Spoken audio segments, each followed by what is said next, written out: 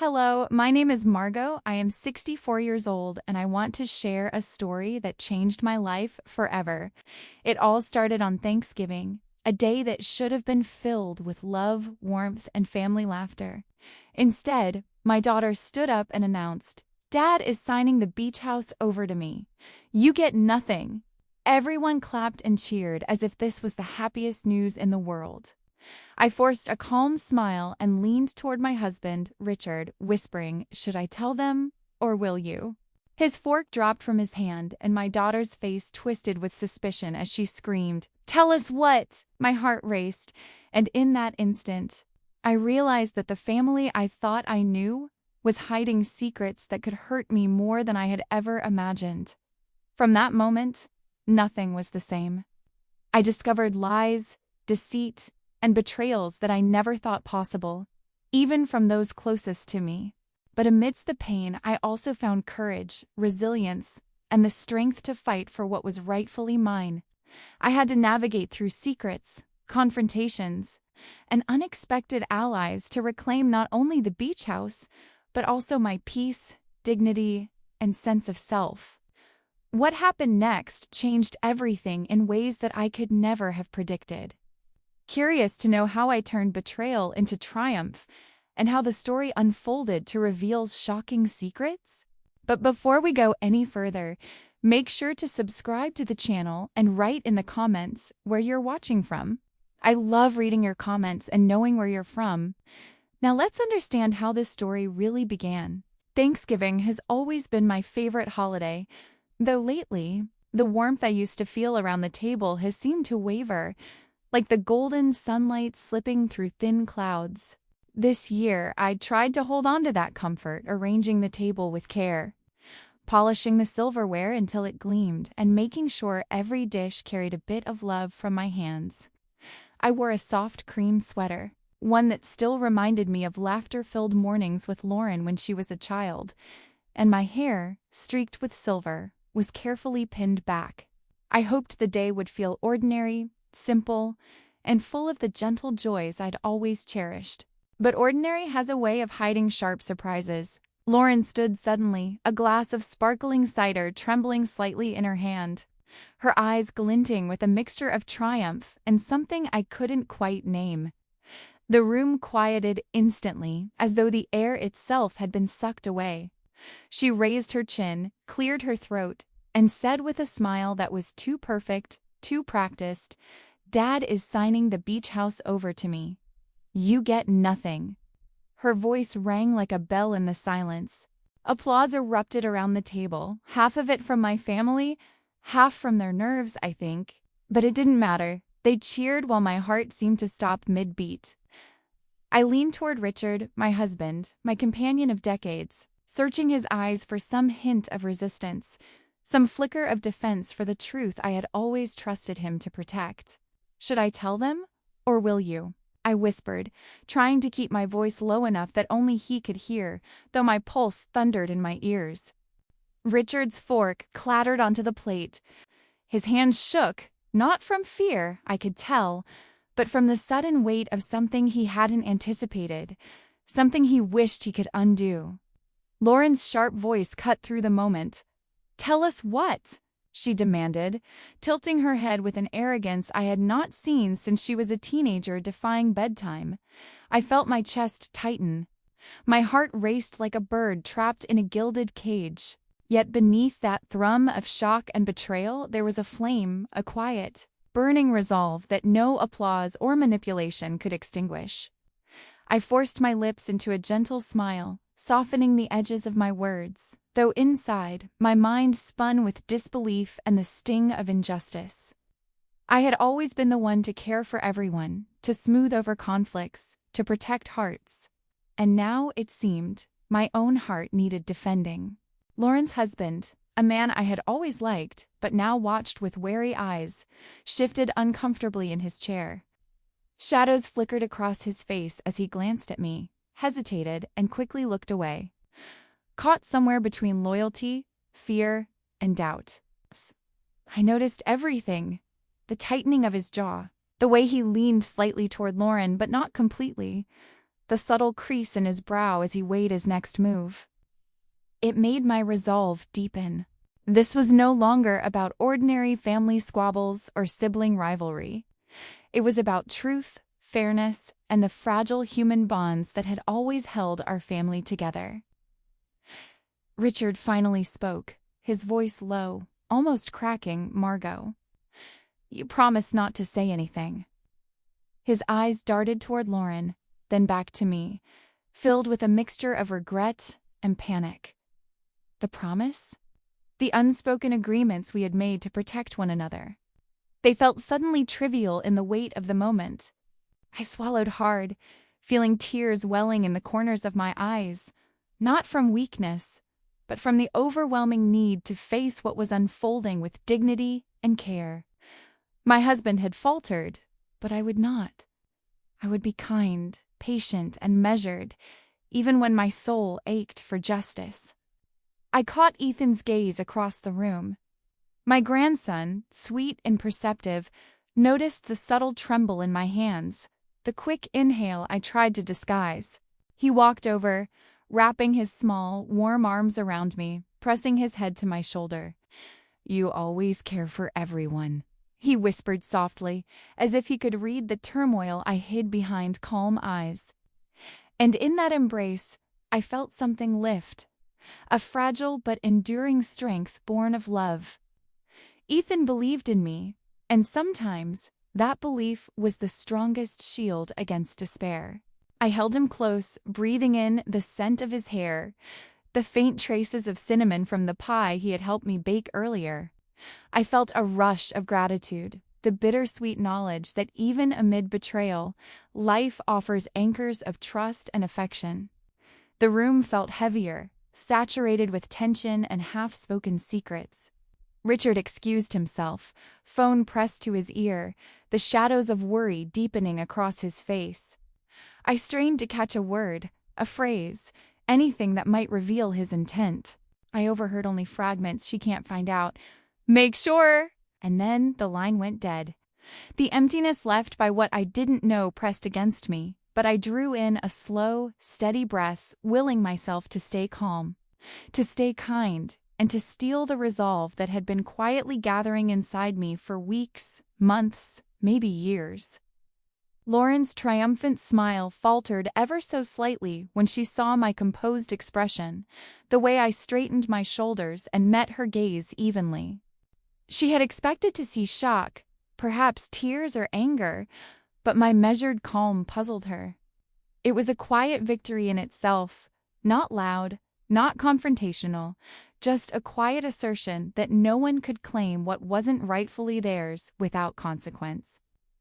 And in that moment, I understood that this Thanksgiving would mark more than a holiday.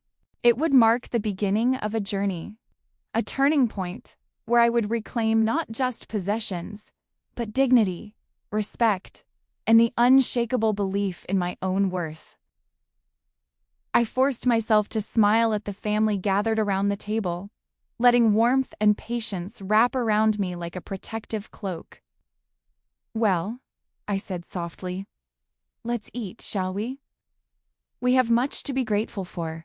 And as the first forkful of turkey passed my lips, I realized that beneath the sting of betrayal, beneath the heavy cloak of shock, there was a spark that could never be extinguished. It was the spark of resilience, of quiet determination, of a woman who had always cared for others, now learning to care for herself as fiercely as she cared for the ones she loved. Richard burst into the kitchen like a storm had suddenly descended, the screen door slamming behind him with a force that made my heart skip a beat. He was flushed, his normally composed features taut with anger and panic, the kind that came from someone caught between fear and regret. I had seen him frustrated before, yes, but never like this, never so completely unmasked.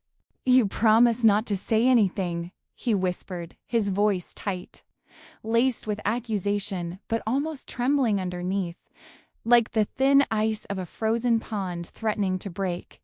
His eyes searched mine, desperate, as if hoping to find some loophole, some trace of complicity that would absolve him of the guilt he could no longer hide.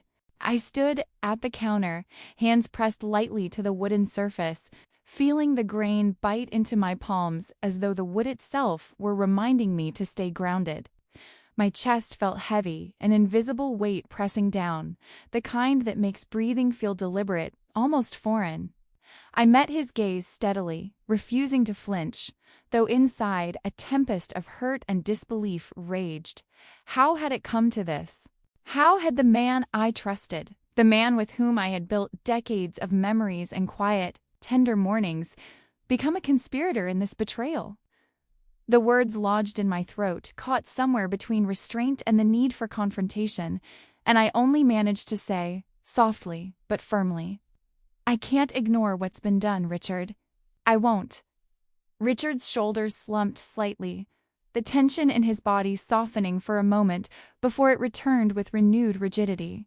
He shook his head, as if trying to expel guilt like smoke from a chimney. "Margot, please!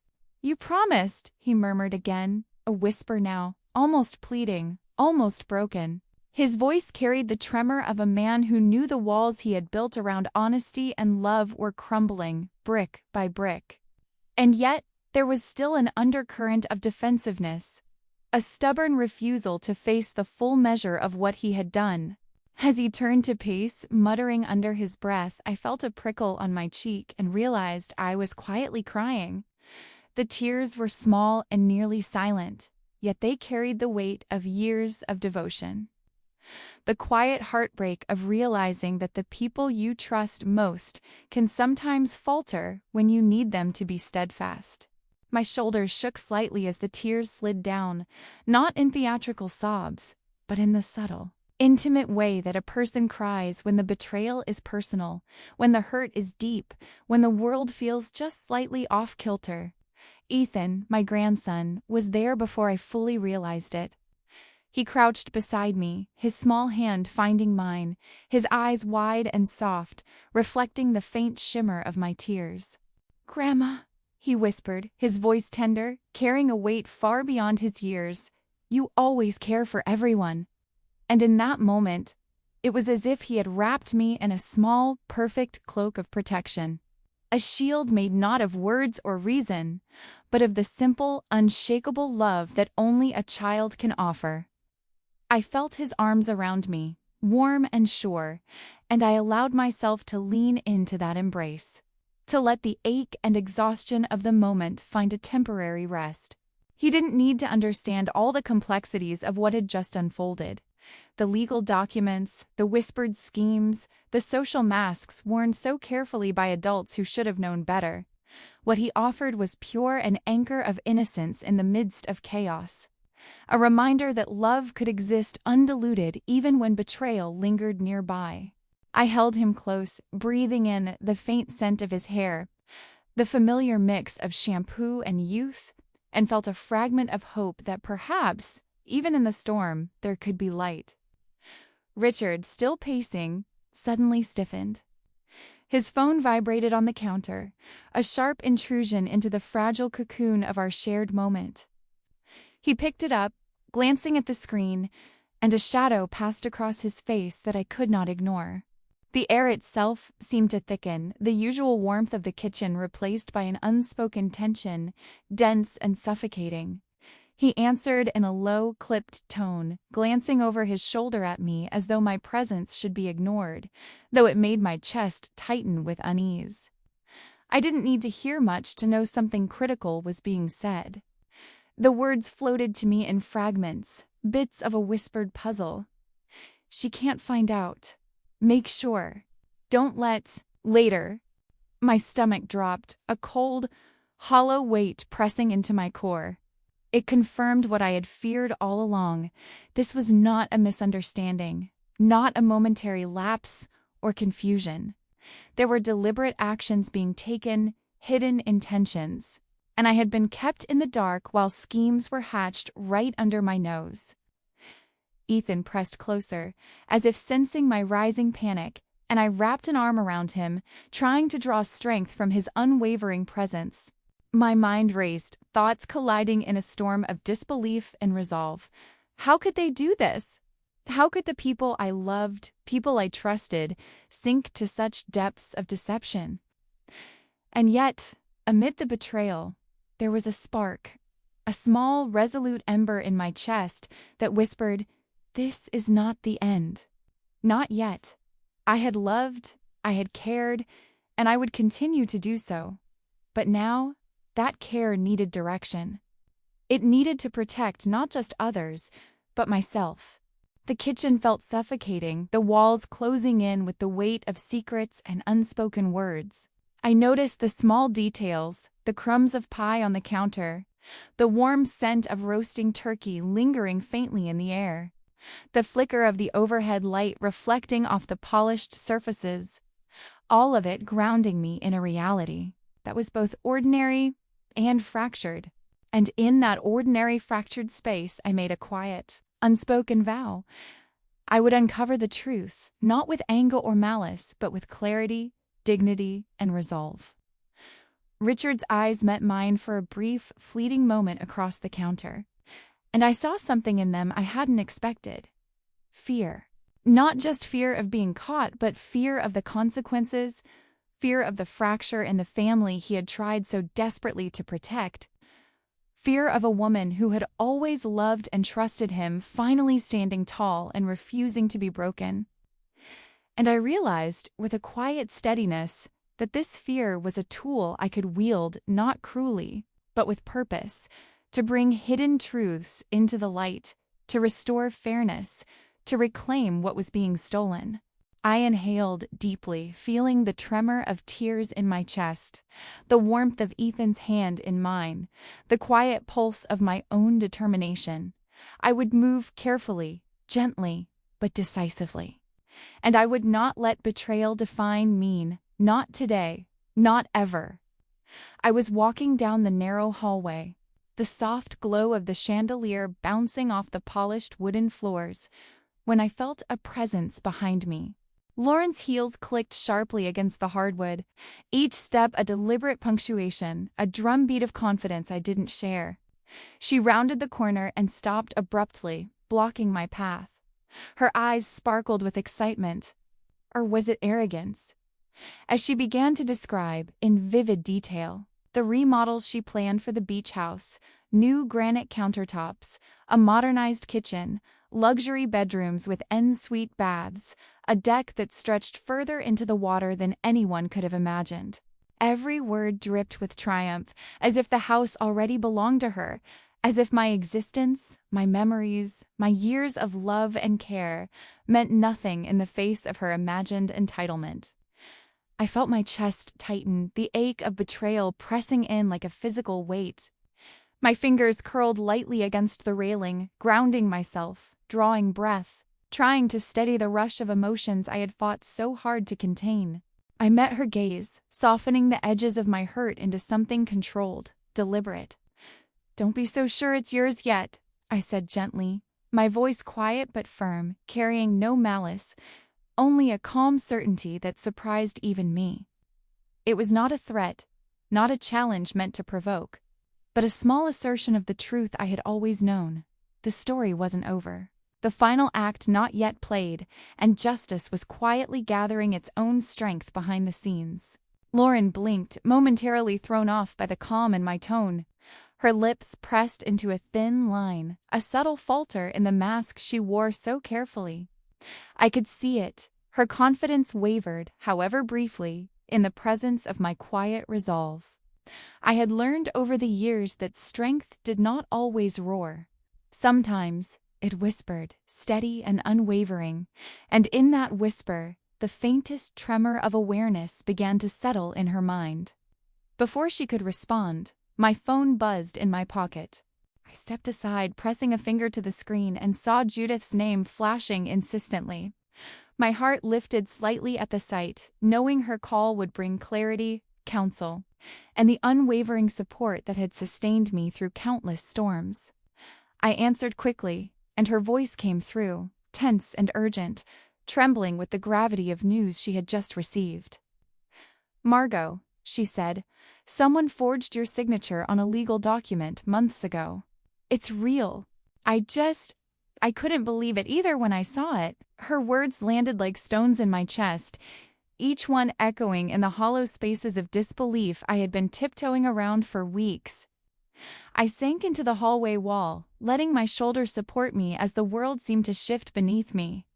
Judith, I don't know what to say, I whispered, voice breaking slightly, though I forced the tears back. My mind raced, the implications spinning faster than I could catch them. Someone had deliberately tried to erase my ownership, my voice, my right to what was mine. Months of planning, care, and dedication had been undermined with a single act of deception. Hidden beneath signatures, stamps, and paper that seemed so ordinary yet carried the weight of betrayal. Judith's voice softened, filled with empathy, reassurance, and determination. You're not alone, Margot. We can fix this. We'll uncover everything. Just breathe. We'll handle it. Together.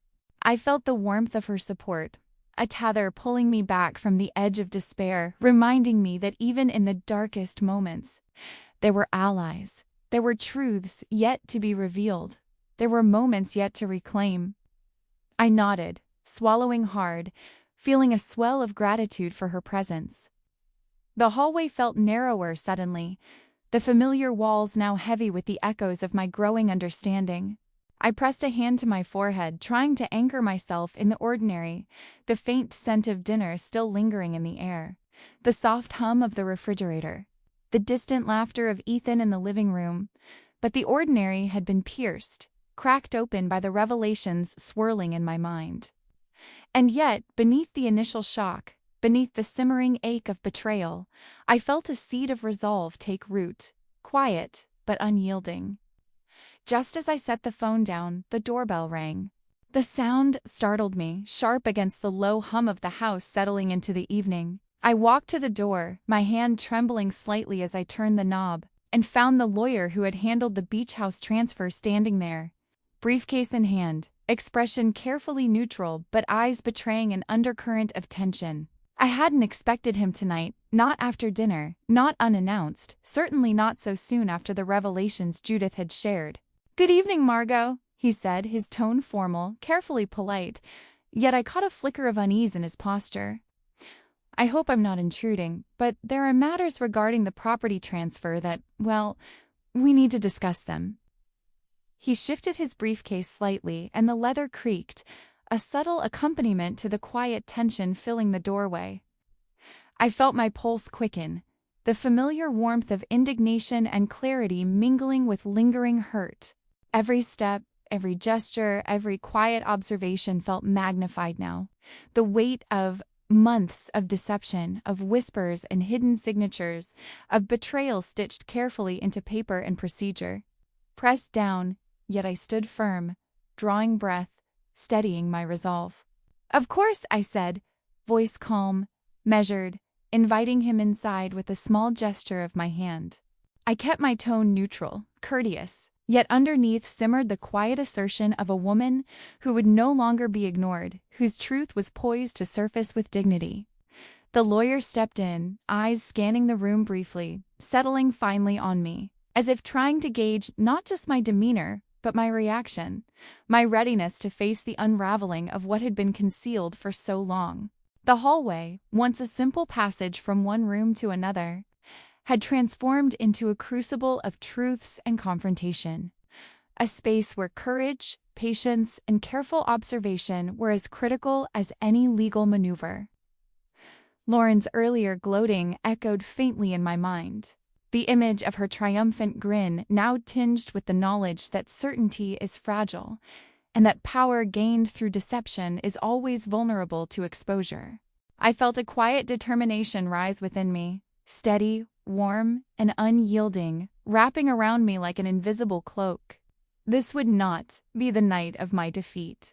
It would be the night the first stones were turned, the first truths revealed, and the quiet reclamation of what was rightfully mine began in earnest. Judith's words, Lauren's arrogance, Ethan's love, Richard's fear. All of it swirled in a tapestry of human frailty and resilience, a story unfolding in slow, deliberate beats. I took a deep breath, steadying myself as the lawyer opened his briefcase, laying papers carefully across the table. Each document was a potential revelation, a testament to months of hidden machinations, yet I faced them without fear. I would read, I would understand, I would act, and I would not be defined by what had been done to me, but by the courage with which I reclaimed my truth. The sky was painted in hues of rose and amber, the kind of sunset that always reminded me of quiet evenings spent with Richard, long before betrayal had crept into our home. The soft rustle of leaves in the backyard and the faint hum of cicadas seemed to pulse in rhythm with the storm brewing inside me. I stood on the grass, gripping the document with trembling hands, my fingers tightening as though the paper could somehow anchor my resolve, could translate the pain into clarity. The edges of the paper crinkled under the pressure, echoing my own tension, my own unsteady heartbeat. I could hear Ethan's soft footsteps behind me, the faint scrape of sneakers on the patio, and I knew he was near, as vigilant and attentive as ever, his presence both a comfort and a reminder of why I needed to act with courage and precision. Richard stepped out from the sliding glass door, pausing as he caught sight of the document in my hands. His face paled slightly in the golden light, and the habitual calm in his eyes was replaced by something flickering, almost imperceptible, but unmistakable: fear. I swallowed hard, the lump in my throat threatening to choke the words before they formed. My voice shook, barely above a whisper, but it carried the weight of years, the tremor of hurt, and the steely undercurrent of determination. "Did you forge this?" I asked, holding the paper out in front of me like a fragile shield and a weapon at once. His eyes darted away, and he shook his head briskly, denial flowing from his lips before I had even finished the question. "Margot, no, I wouldn't do that," he stammered, but there was an unevenness in his tone, a subtle hesitation that betrayed him, a faint quiver in his jaw that spoke louder than any words could. He took a small step back, hands lifting slightly in a gesture of defense, but I saw it, just for a fraction of a second, how his gaze flicked to the pocket of his jacket, the flicker of light on his phone screen, the quick movements of fingers typing, tapping, sending something that wasn't meant for me to see. My stomach sank, a cold, hollow weight pressing into the pit of my belly. I had trusted him, had believed in the quiet, enduring partnership we'd built over decades, and yet here was proof, subtle but undeniable, that the trust I had clung to was fractured. My breath came shallow, uneven, as my eyes followed the rapid movements on his screen, catching the glint of something that spoke of coded messages, secret communications I had not been privy to. Lauren's name flashed in a string of text, brief, cryptic, just enough for me to know that the betrayal had layers, hidden depths I hadn't anticipated. Before I could collect my thoughts, Ethan appeared beside me, his small hand on my arm, grounding me in a world that had suddenly tilted dangerously. He held a USB between his fingers, the tiny plastic device heavy with the weight of knowledge, of secrets uncovered. "Grandma," he whispered, eyes earnest and wide, "I found his passwords. You can see everything." His voice carried no judgment, only trust, only love. It was a lifeline thrown to me in the midst of stormy seas, a quiet reminder that even in betrayal, there were allies, there were truths yet to be revealed, and there were moments of courage waiting to be claimed. I knelt to his level, pressing a hand over his small one, feeling the warmth and assurance that flowed from him. "Thank you, Ethan," I said softly, my voice thick with emotion. "You have no idea how much this helps me. How much do you help me?" I felt a pang of both sadness and pride, realizing that in the innocence and bravery of my grandson, I found the strength I needed to face Richard, to face the tangled web of deceit. and to reclaim not just the document in my hand, but the dignity and truth that had been challenged. Richard shifted nervously, finally sensing that the ground beneath him was no longer solid. I could see the tension in the set of his shoulders, the subtle clench of his jaw, the way his fingers twitched as though he might destroy the phone in his hand. And in that moment, I realized that confrontation was not about anger or shouting. It was about presence, about clarity, about unwavering attention to the truth. I held the document a little higher, letting the light of the setting sun illuminate the ink and the signatures, each one a silent testament to the deceit he had tried to mask. I took a slow, deliberate breath, letting the air fill my lungs and steady my shaking hands. "Richard," I said again, this time with more firmness, "I can see everything now. I know about the messages, the plans, the secrets, and you will have to answer for them. But know this, I am not broken. I am not defeated. I am simply beginning to reclaim what is mine." My words hung in the golden light, steady and unwavering, carrying both compassion and resolve, an acknowledgement of past love mingled with a refusal to be complicit in betrayal any longer. Richard's eyes met mine, and for a brief moment, I thought I saw regret. A flicker of the man I had once loved fully, unconditionally. But it was fleeting, as though quickly buried under layers of fear and guilt. I knew the path ahead would be difficult, painful, and fraught with confrontation. Yet the presence of Ethan at my side, the USB in my hand, and the steady rhythm of my own heartbeat reminded me that I was not alone. I turned slightly, allowing the sun to catch my face, the warmth settling over my shoulders like a protective mantle. "This isn't about punishment," I said softly, addressing both Richard and myself. "It's about truth. And when truth comes to light, everything becomes possible again. Even forgiveness, even healing." I felt a surge of something pure, something resolute, rising from the center of my being. The quiet knowledge that I could navigate the pain without losing myself. That betrayal could not define me, and that love and courage, even when tested, could illuminate the darkest paths. Ethan pressed the USB into my palm, his small hand steady despite the gravity of what we now held. "You can do it, Grandma," he said simply, eyes full of trust and warmth. In that moment, the burden of fear lifted slightly, replaced by determination, clarity, and a promise. The journey forward would be guided not by anger, but by truth, resilience, and the unwavering belief that what is right will eventually be restored. The backyard, drenched in sunset hues, became a stage for quiet reclamation.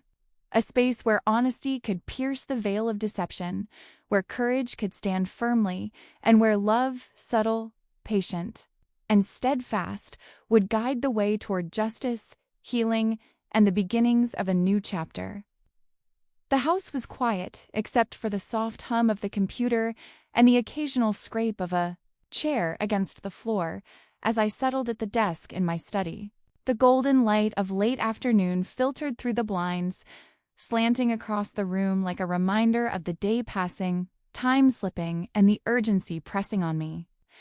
I felt the weight of the documents and the USB Ethan had given me as I booted up the laptop. Fingers hovering over the keyboard, heart thumping with a mixture of anticipation and dread. Each email I opened felt like peeling back a layer of my life, exposing both betrayal and the fragile threads of trust I had woven over decades. I clicked on the first messages, scanning names, dates, and attachments. And then I saw it, a second deed, hidden among the mundane correspondence, marked with my signature that I had never made. My stomach turned. My parents' jewelry, the heirlooms passed down through generations, each piece carrying a story, a memory, a fragment of their lives, was included in the scheme.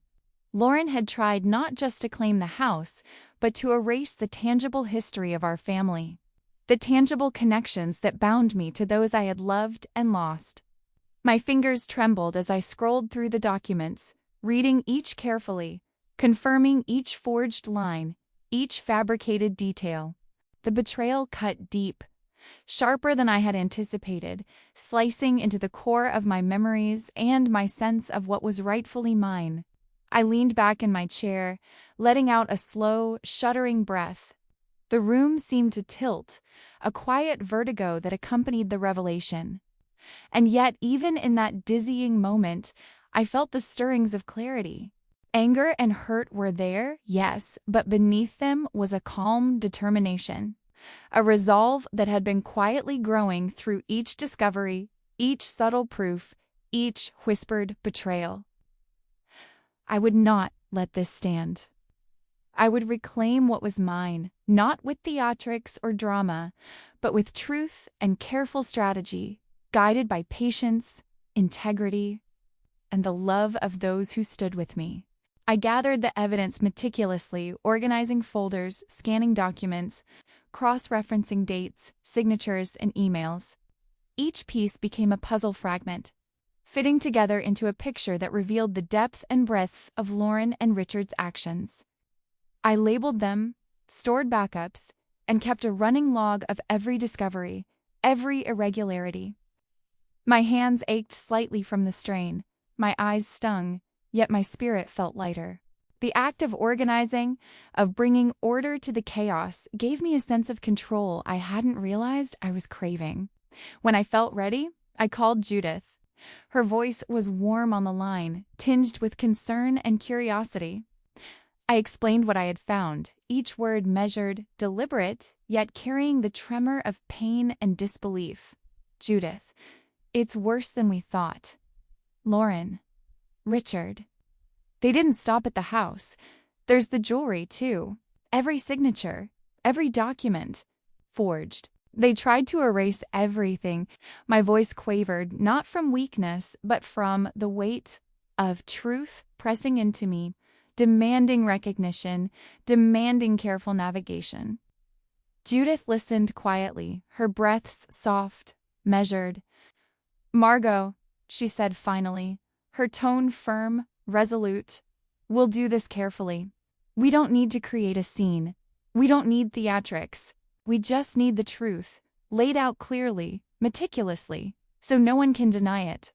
We'll expose them with evidence, nothing more, nothing less, and we'll make sure it's undeniable."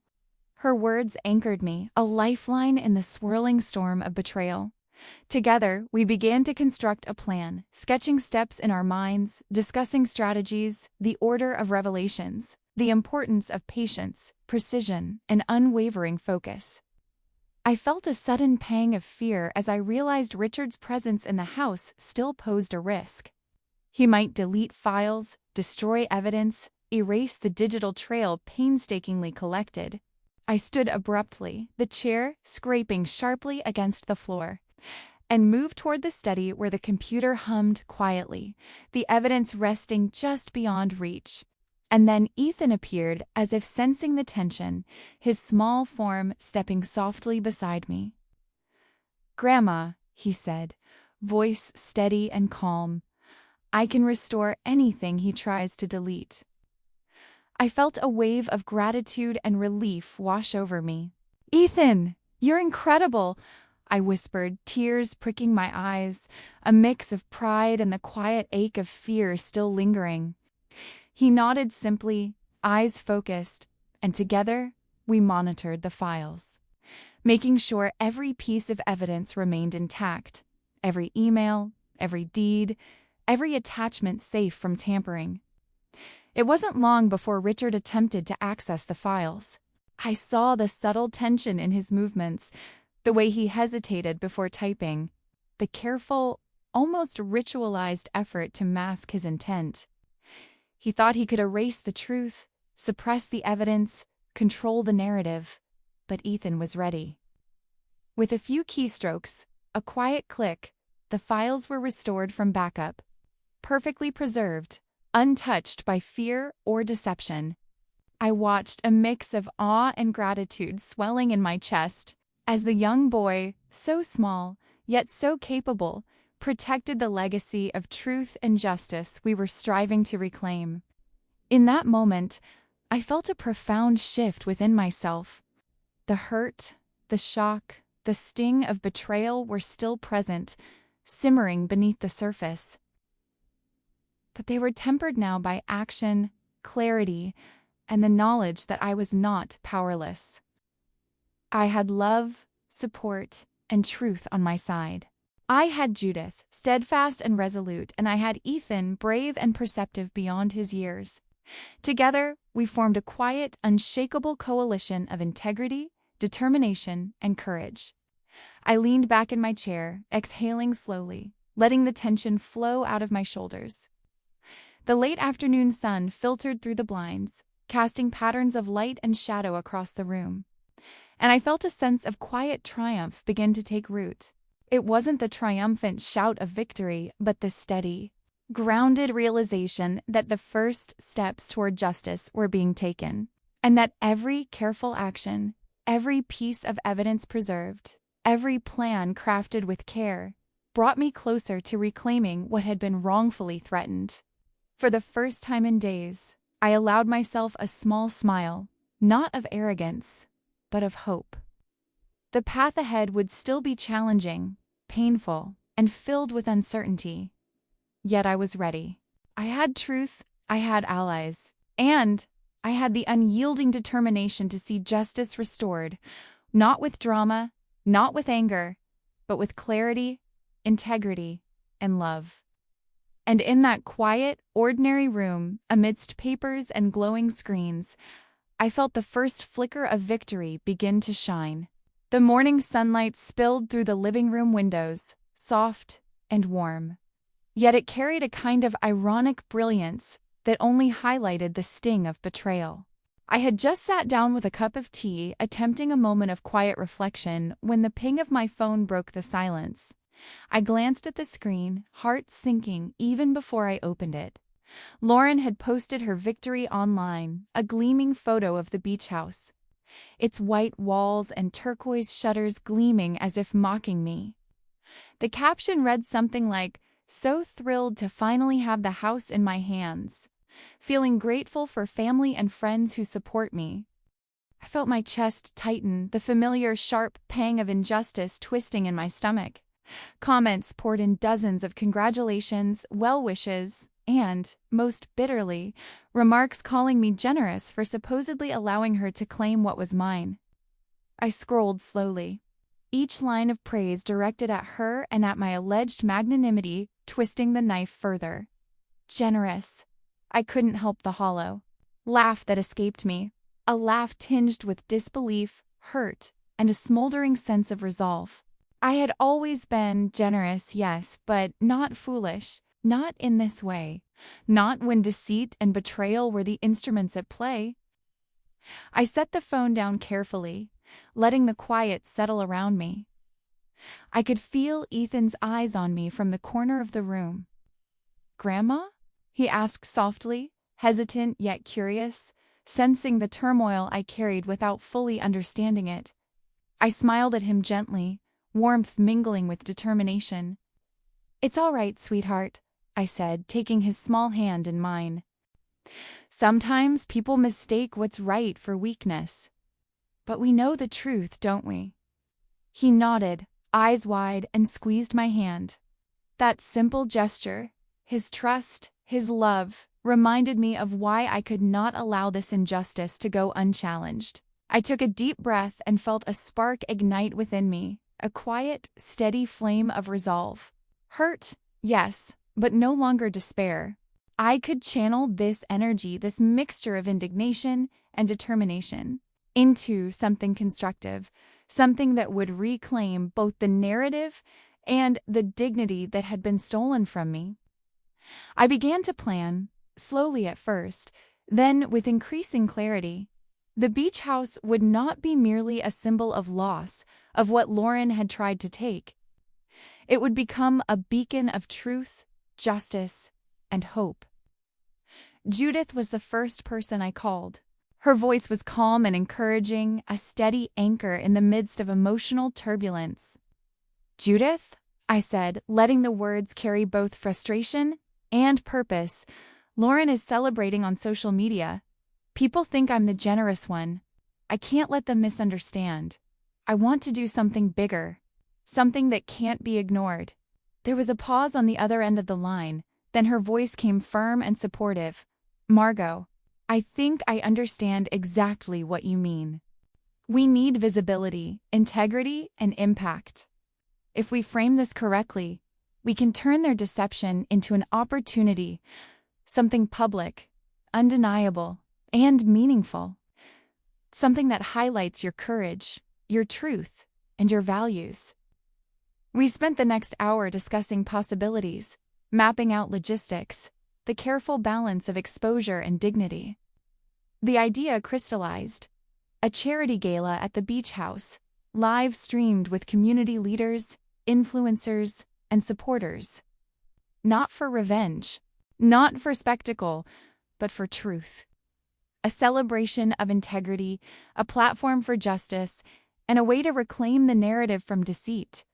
I felt a shiver of anticipation. The thought of stepping into the house, not as a victim, but as the orchestrator of its new story, filled me with cautious excitement.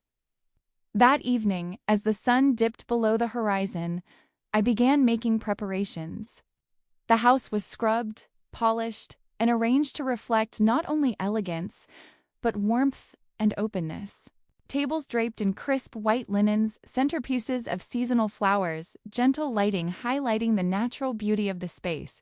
Each detail was deliberate, a reflection of care and thoughtfulness, an assertion that dignity and truth were inseparable from grace. I imagined the cameras, the faces of community leaders, the reactions of viewers, and I felt a quiet surge of hope. Meanwhile, Judith, ever perceptive and quietly strategic, took a step I hadn't suggested but instinctively trusted. She contacted a local investigative journalist, someone whose work I respected, whose integrity matched my own. Her note was discreet, careful, and persuasive, an invitation to witness not just an event, but a revelation, a story unfolding of deception undone and truth restored. "You'll want to see this for yourself," she wrote. I trusted Judith implicitly, knowing her intuition and sense of justice would guide the story's exposure without turning it into sensationalism. As the evening wore on, I found myself walking along the beach near the house. The sand cool beneath my feet, the rhythmic crashing of waves offering both solace and rhythm. I let the wind tousle my hair, feeling it sweep away the residue of anger, leaving in its place a clear focus. I imagined Lauren watching from afar, her triumph hollow in the face of what I was preparing, not revenge, but reclamation, not spectacle, but truth made undeniable. Ethan joined me, carrying 2 small glasses of lemonade he had insisted on bringing. He handed me one, his eyes serious, yet sparkling with quiet excitement. "Grandma, you're going to show them, aren't you, that the truth matters?" I nodded, feeling the depth of his trust. The gravity of the moment made human, personal, and intimate. "Yes, sweetheart," I said softly, a tear slipping down my cheek despite my attempts to remain composed. The truth always matters, and sometimes we need to remind the world of it in a way they can't ignore. We walked along the shoreline a little longer, letting the breeze carry away fear, resentment, and doubt. The house behind us gleamed faintly in the fading light, ready to host the gala that would change everything. I could almost see it in my mind's eye: the cameras, the audience, the quiet triumph of truth made visible. The moment when deceit would be confronted with clarity and courage. The ache in my chest softened into something purposeful, a steady rhythm of determination and hope. That night, as I prepared for bed, I sat quietly in the darkness, reflecting on the steps we had taken. I thought of Judith's unwavering support, Ethan's courage and trust, and the countless small moments that had led me here. My heart, though bruised, was steady. I realized then, with a mixture of humility and pride, that the journey ahead was no longer solely about what had been taken from me, it was about reclaiming it. Yes, but also about transforming hurt into action, injustice into visibility, and betrayal into a lesson of resilience. The gala would not just be a statement. It would be a beacon, And as I drifted into sleep, I imagined the first light of tomorrow illuminating the beach house, the waves carrying the quiet hum of possibility, and my heart, once heavy with betrayal, swelling with courage, hope, and an unwavering commitment to truth. The night air was cool and crisp as I arrived at the beach house, the soft murmur of waves blending with the faint hum of voices and music. I stepped out of the car, smoothing the folds of my elegant, deep emerald dress, the fabric catching the light like liquid jewel tones.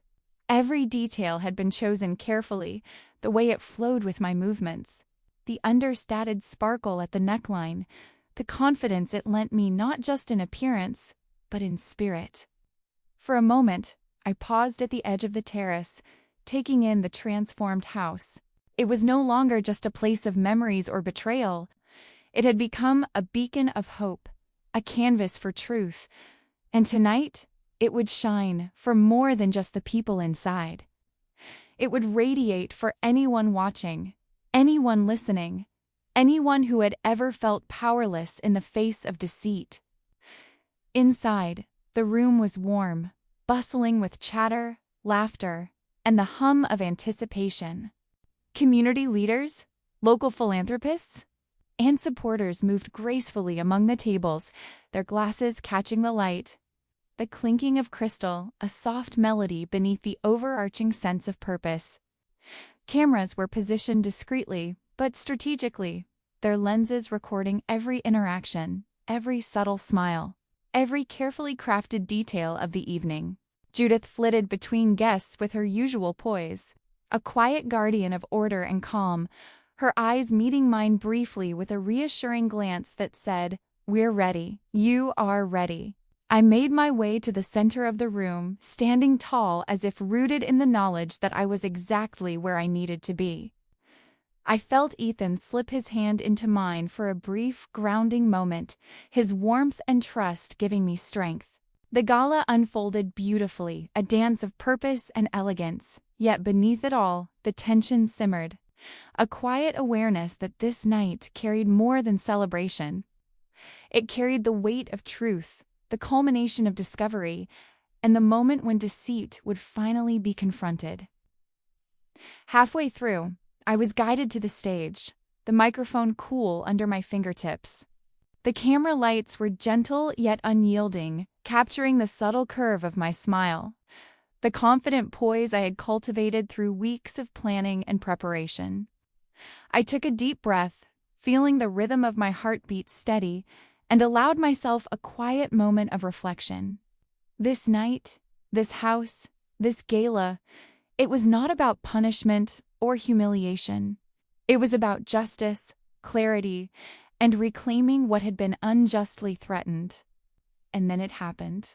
The journalist Judith had contacted took the stage beside me, her expression solemn yet composed.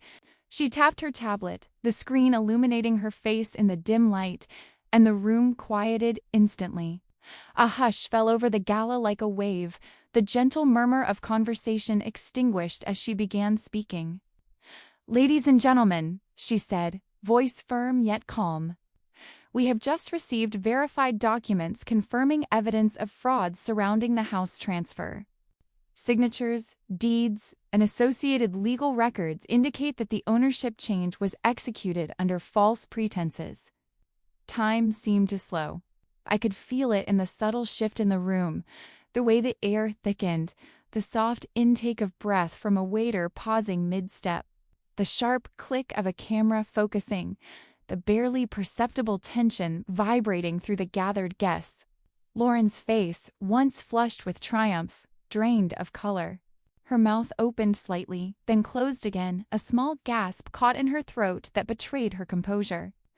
Richard trembled, a subtle but undeniable shiver running through his shoulders. The hands that had seemed so confident mere days ago, now tight and awkward at his sides.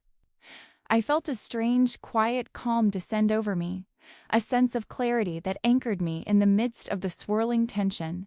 I raised the microphone to my lips, feeling the weight of the moment, the gravity of years of deception condensed into this singular, fragile instant. The room waited, breath held collectively, the faces of friends, strangers, and allies all turned toward me, the soft hum of anticipation vibrating beneath the silence. "Some gifts," I said, voice steady and even, carrying both the sting of betrayal and the calm of reclaimed strength, "don't belong to those who deceive." The words felt heavy, deliberate, each syllable a measured pulse of truth. I let the statement linger, watching the room respond in subtle, almost imperceptible ways, the slight shift of posture in some, the careful attention of others, the flash of understanding in a few eyes that had seen shadows but now recognized light. I lowered the microphone slightly, letting the words settle. The truth, finally, was no longer hidden, no longer pliable under the weight of lies. It had been placed in plain sight, undeniable and resolute. I could see the mixture of shock and dawning comprehension in Lauren's eyes. The tremor of guilt or fear, or perhaps both etching lines across her face. Richard's lips pressed into a thin line, the fine tremor of his fingers betraying a man caught off guard. Stripped of the protective veil of secrecy he had thought would shield him. Ethan squeezed my hand gently from the side of the stage, his eyes bright and unwavering. I felt a deep swell of pride and warmth, the realization that this victory was not mine alone, but ours, shared with every person who had stood by truth. Every small act of courage that had led to this moment, every whispered support and discreet piece of evidence that had built the framework for revelation. Judith stood just behind me, her own expression a mixture of relief and quiet triumph. She caught my gaze, and I nodded slightly. We had done it carefully, deliberately, without hysteria or drama. The truth had been spoken, and it resonated far beyond the walls of this house, beyond the microphones, beyond the cameras. It was tangible, palpable, undeniable. I allowed myself a brief moment to breathe, to feel the rush of justice mingled with the cathartic release of long-held hurt. The gala continued around us, but its tone had shifted. It was no longer simply an event. It was a statement, a testament to integrity, resilience, and the enduring power of truth. And in the quiet, private corners of my heart, I felt a sense of completeness, a fragile yet solid conviction that even in the face of betrayal, dignity and courage could shine brighter than deception ever could. That night, as the cameras captured our poised faces, as the whispers of revelation spread through the gathered crowd, I understood something profound. Power does not reside in deceit, and triumph is not measured by what is taken, but by what is reclaimed with honor, clarity, and the unwavering strength of one's own heart. And in that understanding, I felt a wave of quiet victory, a gentle yet undeniable sense that the path forward, though still challenging, was mine to walk with courage, truth, and grace. The studio lights were warm, almost blinding in their intensity, but they carried with them a sense of purpose, a quiet insistence that truth be seen clearly, without shadows or distortion.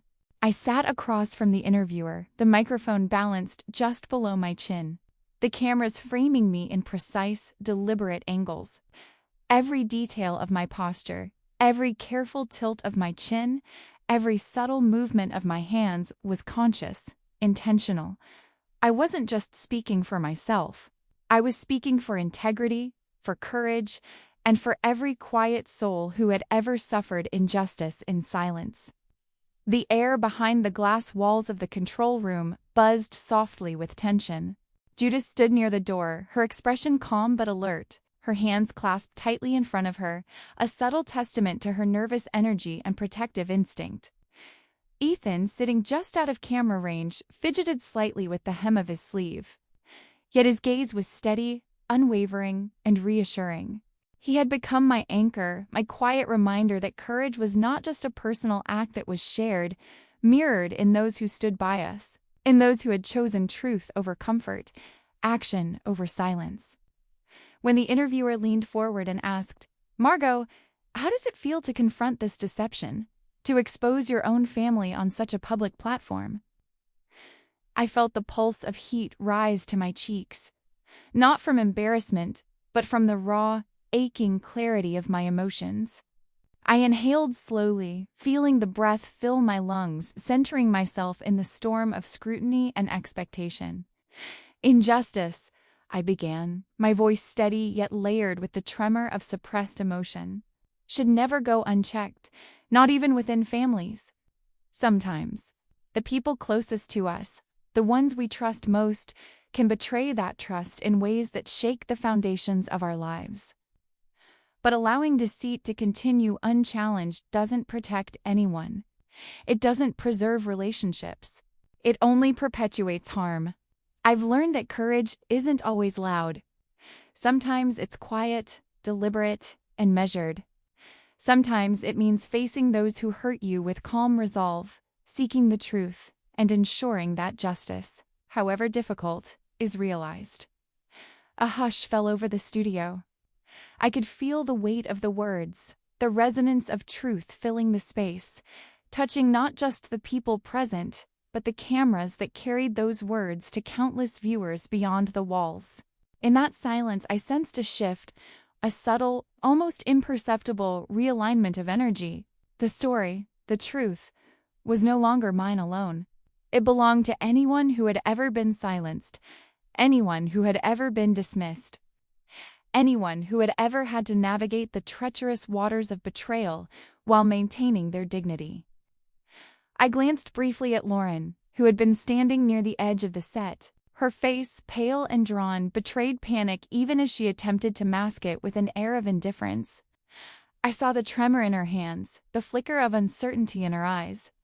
She was trying to escape, not from the cameras, not from the audience, but from accountability itself. She edged toward the exit, her footsteps hesitant, betraying a mind conflicted between fear and defiance. Richard, standing behind her, looked like a man caught in the grip of revelation too sudden to manage. His lips moved, opening and closing as though forming words, but no sound emerged. A stammer, a hesitation, the faltering rhythm of someone grappling with exposure. He was stripped bare before the lens. A man who had constructed a facade of control, now facing the undeniable reality of truth. I felt a momentary pang of sorrow, not for them, but for what had been lost, the possibility of trust, of honesty, of shared humanity that had been replaced with greed and deception. Yet that sorrow was tempered with the steady pulse of resolve. I had come here not to humiliate, not to revel in the discomfort of others, but to shine a light on truth and ensure that it could not be denied. The turning point came when the lawyer who had orchestrated the technical details of the transfer, a quiet, nervous man who had long avoided confrontation, was brought on camera. His hand shook slightly as he adjusted the microphone clipped to his lapel. The interviewer leaned in, voice gentle but insistent. "We understand that you were involved in this transfer. Can you clarify what happened?" The lawyer swallowed hard, glancing at the monitors showing live feeds and social media reactions.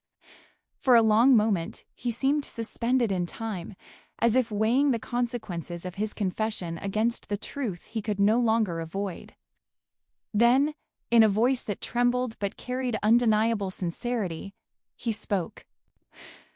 "Yes," he admitted, words slow and deliberate. I helped facilitate the transfer. The signatures were forged. Both Lauren and Richard orchestrated the actions. I was asked to ensure it appeared legal, but it was not. It was all planned between them." The studio air shifted. A collective intake of breath, subtle but palpable, swept through the room.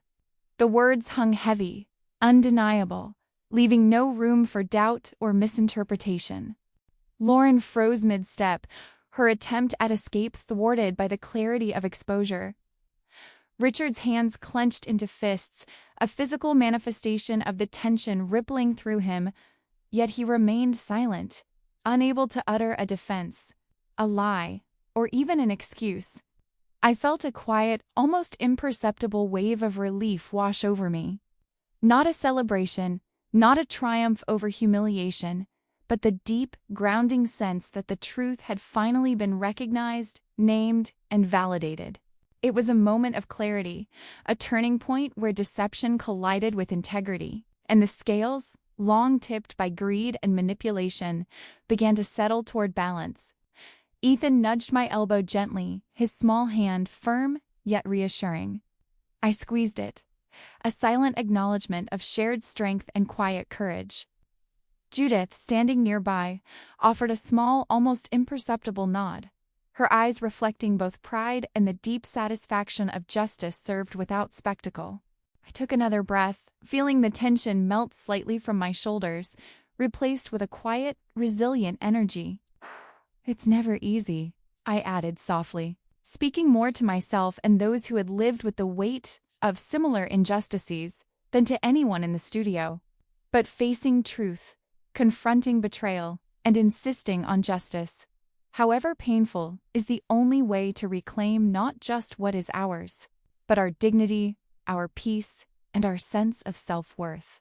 The cameras continued to roll, the lights continued to shine, yet the moment felt sacred, intimate, despite its broadcast. For the first time in weeks, I felt a true alignment between my heart, my actions, and the unfolding reality. The past, the betrayals, the whispered lies, the attempts to diminish me, had not defined me.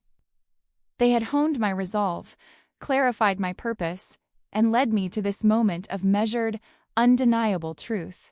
And as the studio continued its coverage, I realized with both quiet wonder and profound certainty that this was more than a personal vindication. It was a declaration to anyone who had been wronged, anyone who had felt powerless, that justice, patience, and courage, tempered with integrity and love, could illuminate even the darkest corners of deceit. The courthouse loomed before me in the pale morning light, its granite walls and wide steps seeming to hold centuries of weight, authority, and expectation. My heart fluttered nervously as I approached, the familiar tremor of anticipation mixing with a quiet sense of resolve. I straightened my shoulders, smoothing the folds of my dress and reminding myself that this was not merely about bricks, walls, or ownership. It was about justice, truth, and reclaiming the dignity that had been threatened, undermined, and almost taken from me. Inside, the air carried that sterile, faintly metallic smell unique to courthouses, mingled with whispers, the shuffle of papers, and the soft echo of footsteps. My attorney guided me to a seat near the front, and I took a moment to breathe, to feel the familiar warmth of Ethan's hand slipping into mine. His touch was steady, grounding, a reminder that courage was often quieter than one expects, and that bravery could be both gentle and fierce. I saw Judith waiting just beyond the benches, her calm presence like an anchor in the turbulent sea of my thoughts.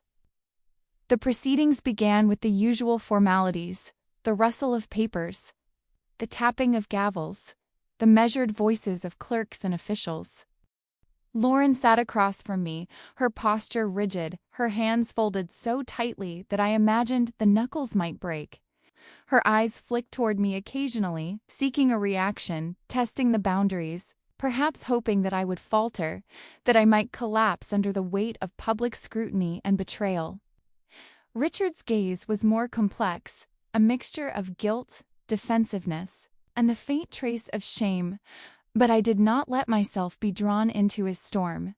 I had learned over weeks and months to anchor myself in truth and in calm resolve. The moment that truly mattered arrived when Ethan was called to testify. My grandson, once a quiet observer of the adult world's complexities, now stood confidently before the court, his small frame somehow imbued with a courage that belied his years. I watched as he took a deep breath, his fingers clasping the edges of his notes, his eyes sweeping the room to meet mine for a brief instant before he began. "Your Honor," he said, voice clear and steady, though tinged with the tremor of nerves, "I've seen what happened. I've seen lies, and I've seen truth. My grandmother has always cared for everyone around her. She has never wanted what wasn't hers, and she deserves what has been taken from her through deceit. I know the signatures were forged. I know what my mom and granddad tried to do. I want the court to see her for who she really is, a good, honest, caring person who doesn't deserve this betrayal. Every word felt like a tangible force in the courtroom, pressing against the walls, the benches, and the attentive ears of the judge. Ethan's bravery was humbling, a reminder that the strength to confront injustice can come from the most unexpected places. I felt my chest tighten with a mixture of pride, love, and an aching, gentle sorrow for the circumstances that had demanded such courage from him. Yet the weight of his words also carried a sense of catharsis, a quiet release of months of tension and fear. As the court continued, I found myself reflecting on Lauren and Richard, not with vengeance, but with a clarity that had taken months to cultivate. When the attorney asked if I wished to make a statement, I spoke slowly, deliberately, letting each word carry the weight of truth tempered by compassion. "Lauren," I said quietly, eyes meeting hers across the room, "I forgive you, not for your sake, but for mine. I forgive you so that I am no longer bound by anger, by hurt, by the power that deceit once held over me. This forgiveness does not erase what happened, nor does it diminish accountability, but it frees me. It allows me to step forward without bitterness, without resentment, and with the clarity that love and truth can never be stolen, only obscured temporarily." Lauren's eyes filled with tears, though I saw the flicker of defiance still there, mingling with the first hint of humility. Richard's shoulders slumped slightly, the tension in his face softening as he listened. I continued, turning my attention to him. "Richard, your betrayal nearly broke me. It shook the foundation of trust I built over decades. And yet, I found strength not in anger, not in retaliation, but in love for my family, for myself, and for the truth. I hope you can see that your actions caused pain, but that pain does not define me. It has only clarified who I am and what I stand for." The judge listened attentively, occasionally glancing at the documents and testimonies that had accumulated over weeks of preparation. The courtroom was silent, save for the soft rustle of papers and the subdued murmurs of those seated. There was a tension in the air, a weight that seemed to press down, demanding patience, clarity, and honesty. Finally, after what felt like both an eternity and a heartbeat, the gavel struck.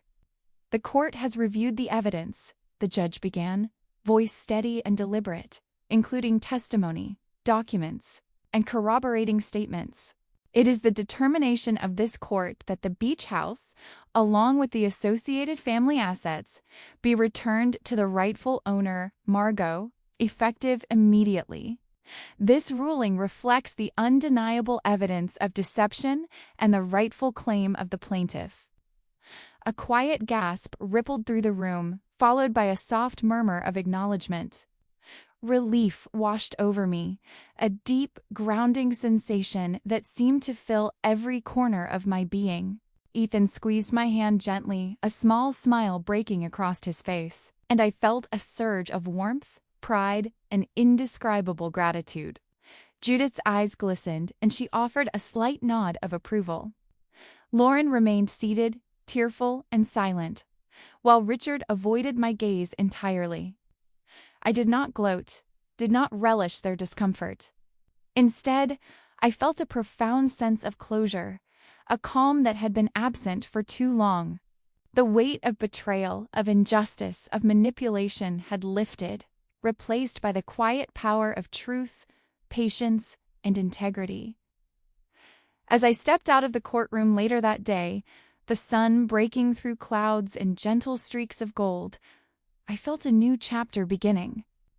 The house, the assets, the vindication, they were tangible markers of justice, yes, but the greater triumph was in the reclamation of self, of dignity, and of love that had guided me through every trial. I knew that the road ahead would still carry challenges, yet I felt fortified by the knowledge that even in the face of deceit, truth and courage could prevail. I looked at Ethan, then at Judith, then at the courthouse itself, and allowed myself a moment of quiet reflection. Justice had been served, not as an act of vengeance, but as a restoration of balance, of integrity, of the values that could never be stolen. And in that moment, I felt the full weight and beauty of resilience, the quiet triumph of enduring love, and the gentle, unwavering power of standing firmly in truth. The sunlight spilled across the beach house terrace in soft, golden streams, warming the sand, the walls, and every heart gathered for this long-awaited family gathering. Months had passed since the courtroom ruling, months of quiet rebuilding, careful restoration, and the slow, tender weaving of trust where it could still exist. The house had transformed. It was no longer just a dwelling of memories and old arguments. It had become a haven, a sanctuary, a place where laughter, generosity, and community converged. I could hear the distant hum of neighbors chatting, the soft calls of children running along the garden paths, and the gentle ebb of the waves mingling with the music and chatter inside. I stood at the edge of the patio, feeling the gentle sway of the ocean breeze brush my hair back from my face. My emerald dress from the gala had been retired for a simpler, lighter linen sundress in soft cream, yet it carried the same sense of dignity and confidence. I breathed deeply, savoring the crisp, salt air, the warmth of the sun, and the deep, grounding knowledge that this day belonged to truth, reconciliation, and the simple, profound beauty of shared presence. Ethan darted past me, his laughter like a chime of clarity and joy, tugging a small tray of drinks toward a circle of friends and neighbors. I caught his gaze, and he grinned, a bright, mischievous sparkle in his eyes. "Grandma, come see the garden," he called, his voice carrying over the soft hum of conversation. I smiled, feeling a surge of warmth, the deep, steady pulse of gratitude for the boy who had been my quiet anchor through months of tension, secrecy, and heartache. The gathering was informal yet elegant, a testament to the life we had reclaimed together. Tables were laden with dishes prepared by friends who had joined in the cause, their care manifesting in every carefully arranged plate, every small touch of kindness that turned the meal into an experience rather than mere sustenance. The walls of the beach house were alive with sunlight and shadow, the corners softened by the gentle laughter of those who had come to celebrate community, justice, and resilience. And then I saw her. Lauren approached, her face pale yet glistening with unshed tears, the soft tremor in her hands betraying her uncertainty, her anxiety, her tentative hope. She paused a few feet away from me, taking a deep, shuddering breath, and whispered, almost to herself, I'm sorry, truly. I didn't realize. I lost my way. Can I come inside?"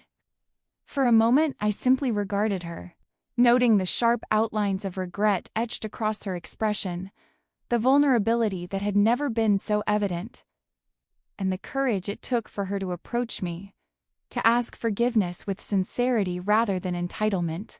My heart swelled, not with triumph or malice, but with clarity, compassion, and a tempered wisdom that came only from enduring betrayal, heartbreak, and the slow, deliberate process of healing. "Yes," I replied softly, my voice steady yet warm, "you may come inside. But this house and this space belongs to honesty and respect. If you step through that door, it is with the understanding that trust must be earned, not demanded. Actions must align with words, and truth must guide our choices." My eyes held hers for a long, deliberate moment, and I could see the flicker of comprehension, of acknowledgement, that she grasped the gravity of my conditions. She nodded, her lips pressed together, a quiet, trembling gesture that spoke more than words ever could. We walked together toward the house, the soft crunch of sand beneath our feet marking a slow, tentative rhythm.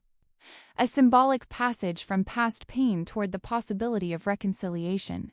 I felt a mixture of emotions, a cautious hope, a lingering wariness, and yet, above all, a serene strength rooted in knowing that the power to define my life, my peace, and my dignity had always rested within me. Untouched by others' greed or deceit, inside, the house hummed with life. Friends, neighbors, and volunteers from the charities we had hosted paused briefly to greet Lauren, offering gentle smiles and nods of acknowledgement. I could see the subtle shift in energy, the quiet recalibration of relationships guided not by fear, resentment, or grudges, but by a deliberate embrace of integrity, accountability, and human frailty acknowledged with compassion. As I moved through the rooms, I reflected on the journey that had led me here, the betrayal, the secrecy, the quiet tears at night, the whispered support of Judith, and the steady courage of Ethan. I realized that the true victory was not the reclaiming of the beach house or the legal triumph, though those had been necessary. The true victory lay in my refusal to let injustice define me, in my ability to maintain dignity and compassion, in the way I had transformed hurt into purposeful action, pain into clarity, and betrayal into a profound understanding of resilience. Word of the story had begun to spread online. Messages arrived daily, comments, emails, and shared videos from women of my generation, many of whom had quietly suffered similar betrayals or injustices. Their words were full of gratitude, relief, and inspiration. "You remind me I am not powerless," one message read. "Your courage gives me hope," another said. I read them with tears in my eyes, feeling a wave of connection. A shared recognition that our stories, once private, fragile, and silenced, could ripple outward to strengthen others. Later, as the sun dipped toward the horizon, casting long, golden shadows across the terrace and reflecting off the soft waves, I found a quiet moment to myself.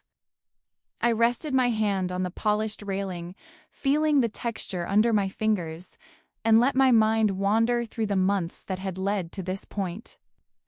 Every tear, every sleepless night, every whispered reassurance from Judith, every brave word from Ethan, it had all led to this delicate, radiant balance of justice, forgiveness, and hope.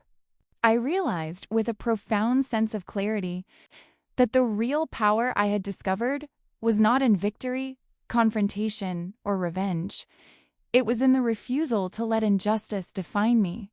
It was in choosing courage over fear, love over resentment, and truth over silence. That understanding was more enduring than any court ruling, more transformative than any public acknowledgement, and more liberating than any momentary satisfaction of vindication. I glanced around at the house, the neighbors laughing, the charities thriving, the gentle murmur of life intertwined with the soft roar of the ocean, and felt an encompassing sense of peace. The beach house was more than reclaimed property. It was a symbol of resilience, community, and the quiet triumph of the human spirit when nurtured with patience, love, and steadfast truth. And as the evening light softened into twilight, I smiled, feeling both complete and profoundly grateful. I thought of the countless women who might see this story, who might feel strengthened to confront their own injustices. And I allowed myself to hope that the ripple of courage and clarity would continue far beyond this house, beyond this moment, beyond my own life's narrow horizon. If you found this story inspiring, I invite you to subscribe to the channel and join us in sharing stories of resilience, courage, and the enduring power of standing in truth, no matter the obstacles life places in your path.